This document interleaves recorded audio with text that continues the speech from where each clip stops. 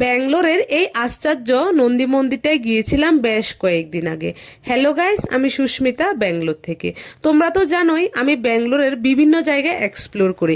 আজকে তোমাদের এমন একটা মন্দিরের দর্শন করাবো যে মন্দিরটির সাথে জড়িয়ে আছে অনেক অলৌকিক ঘটনা। এই মন্দিরে এমন একটি মূর্তি রয়েছে যা জ্যান্ত পশুর মতো দিন দিন আকারে বড় হতে চলেছে এবং তাকে থামানোর জন্য ভগবান শিব স্বয়ং নিজে হস্তক্ষেপ করেছেন। এই মন্দিরের প্রবেশদ্বারে দুটি বড় সিং ছিল। প্রাচীনকালে এই জায়গাটিতে নাকি চীনাবাদামের চাষের জমি ছিল। একদিন হঠাৎ করে এক ষাঁড় এসে আচমকা চাষের জমিতে হানা দেয় এবং কৃষকের সমস্ত কষ্ট অর্জিত ফসল নষ্ট করতে শুরু করে। অনেক উপায় করেও এই ষাঁড়টিকে থামানো যাচ্ছিল না বলে সকল চাষিরা মিলে এই ষাঁড়টিকে তাড়া করতে শুরু করে এবং লাঠির আঘাত করে। লাঠির আঘাত খেয়ে এই ষাঁড়টি হঠাৎ মাটিতে বসে পড়ে এবং অলৌকিক ভাবে পাথরে পরিণত হয়। কৃষকরা লক্ষ্য করেন যে এই পাথরের ষাঁড়টির মূর্তিটি ক্রমশ বড় হতে শুরু করেছে এবং এত তাড়াতাড়ি বড় হচ্ছে যে চারপাশের সবকিছু যেন পিষে ফেলার উপক্রম করছে। নিরুপায় হয়ে কৃষকরা ভগবান শিবের আরাধনা করেন এবং বুঝতে পারেন যে এই ষাঁড়টি হচ্ছে ভগবান শিবের বাহন নন্দীর। লোককথা অনুযায়ী ভগবান শিব কৃষকদের স্বপ্নে আদেশ করেন যে এই নন্দীর যদি বৃদ্ধি থামাতে হয় তাহলে এই নন্দীর মাথায় একটি ত্রিশূল বা লোহার পাত স্থাপন করতে হবে। কৃষকরা স্বপ্নাদেশ পেয়ে নন্দীর মাথায় একটি ত্রিশূল স্থাপন করতেই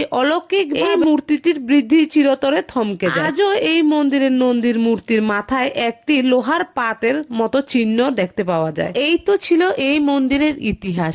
এই মন্দিরে অবশ্যই গিয়ে একবার দর্শন করে আসবেন, খুব ভালো লাগবে।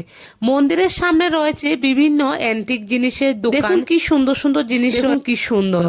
এই সব জিনিসগুলো নাকি অনেক বছর পুরানো জিনিস এবং এই জিনিসগুলোর দাম কিন্তু খুবই বেশি, তো সেজন্য নিতে পারিনি। তো আপনারা এই মন্দিরে গেলে আরো একটা মন্দিরে দর্শন করতে পারবেন। এই মন্দিরের ঠিক সামনে রয়েছে গণপতি বাপ্পার একটি মন্দির।